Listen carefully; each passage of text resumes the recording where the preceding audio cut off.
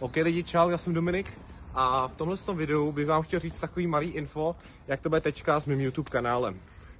Jak jelikož lidičky, poslední video bylo velký zklamání, jelikož tam bylo jenom 70-80 zhlédnutí, mám takový pocit 78 přesně, jenom 12 lajků lidi, což je velký zklamání. Na to, že si s tím editor dal práci 6 hodin, tak je to fakt lidi docela málo. Si vemte jako lidi, kolik práce si s tím musel dát a editovat a všechno. A zvuk.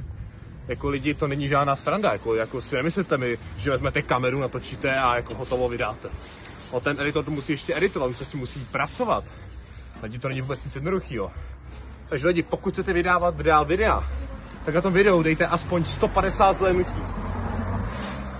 A na tom, co budeme vydávat teď, tak dejte aspoň 200. Ať víme, že to prostě máme natáčet. A pokud tam to zhlédnutí nedáte, tak ještě vám dáme jednu šanci v podobě shortů. Vydám 4 shorty. A pokud tam bude aspoň 200-300 zhlédnutí, tak budu pokračovat v shortech dál.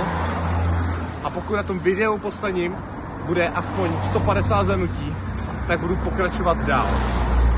My budeme natáčet dál a asi tak nějak. Takže lidi, takže dávejte odběr a koukejte na tyhle dvě videa, co vyjde teďka a co už vyšlo. OK, takže čus.